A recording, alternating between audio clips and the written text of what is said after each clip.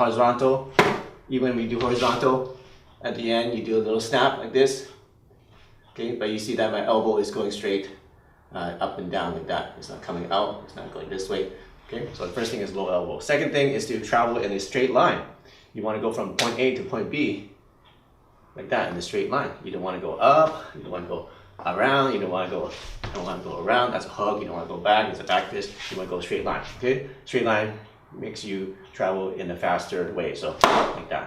Okay, third one is to relax. So if you tense up your muscles like this, it actually slows down the punch, right? And there's less power. I'm tensing up, okay, it slows it down, there's less power. So relax, keep your hand in a fist, okay, but not clenched, okay? So just keep your hand in a fist, but relax the hand slightly, let's say 50% clenched, okay? Everything else is relaxed, your whole body relaxed, and then whip it out like that. So that is the third way, is to be relaxed.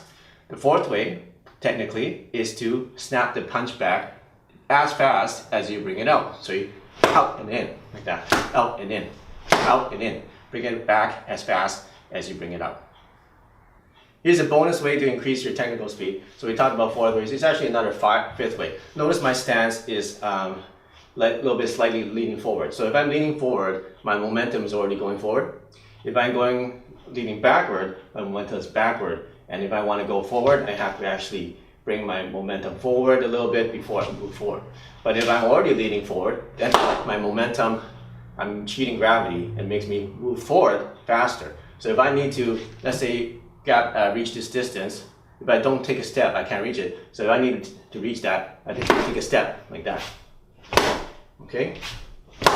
Like that. So another fifth technical speed is, if you need to take a step, is to lean forward a little bit so that you cheat gravity and your momentum brings you forward faster. So the second strategy of increasing your speed is to increase the perceptive speed. That means increase the speed so that your opponent won't see it coming. Okay, so the first way of doing this is to not have any telegraphing movements. So one way to train this is to have the partner do this, hold the pad, okay, make sure that you have the right distance so you can actually hit it, and then you want to hit it, and as soon as he sees me moving, he's going to move the pad back so I can't hit it. Okay? Okay, so if I'm really slow, do the same thing. If I'm slow, I won't be able to hit it. Okay? So let's say that I do something wrong, which is I move my elbow like this. He's going to see that, right? Or if I wind up and then hit it, he's going to see that. If I move my shoulder up first and then hit it, he's going to see that, right? So what you want to do is that if you're missing it, ask your partner, what is he seeing me move before he sees the punch? And then when he tells you, that's what you need to change. Okay? So ideally, you're going to be completely still, okay? And then go into the punch without any telegraphing movements, like that. Okay? Right now I can't really reach it, so a little bit closer so I can actually reach it. Okay? Like that. So that's perceptive speed. So like I said, you want to be non-telegraphing. So that means minimum movement. You don't want to have any raising of the elbow, you don't want to raise the shoulder, you don't want to cock your hand, you don't want to actually make any movement, you don't want to make your eyes bigger or grit your teeth or to make a loud noise. So minimum movement. Another thing that's very important that Bruce Lee emphasizes is to move your hand before foot. So in fencing, this is very important because they don't want to see the attack coming with a step. So usually when somebody punches, they're going to take a step to get into range and then punch. So what you don't want to do is to take a big step and then punch like that. That's too obvious because once he sees you move your leg and step, he's going to know the punch is coming already. Okay? So what you want to do is to at least be able to step and punch at the same time. Now what Bruce Lee says, according to his fencing training, is to move the hand before the foot. So you want to be moving the hand forward already before you even move the foot. So it's something like this. Okay, so you're kind of like falling into the punch. Okay, so that way he won't even be able to see your foot move because you already moved your hand first. Okay, but if you can't get to that level, just do this, is to time the step to land at the same time as you land on target. So like that, okay, like that. So that's the third tip, is to move your hand faster than your foot, or at least at the same time as your foot lands on the ground. Here are 4 tricks that you can use to make your punching speed even faster. Trick number 1 is to sneak the distance. So let's say that distance is here, okay? And this is my reach, right?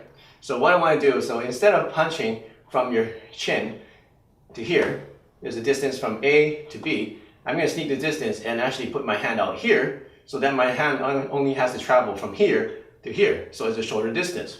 Shorter distance means faster. Okay? It'll have less time to react to that. So instead of punching here, I'm going to punch from here. It's even shorter distance. Okay? Punch somewhere in between. The only downside of that is that when you bring your hand away from your chin, you're open to attacks because you just open it up, your face over here, right? So make sure that you do use it at the right time.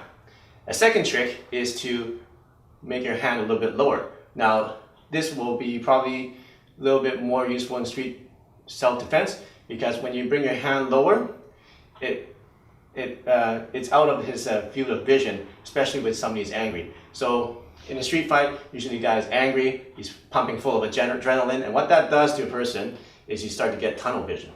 Okay, your field of vision actually narrows. So when that happens, it's really beneficial for you to actually start with your fist lower, especially before the fight, so that when it comes out, it's actually outside his field of vision. It'll be actually harder for him to see it coming because it's outside of his tunnel vision. So it'll somewhere like around here, okay, a little bit lower.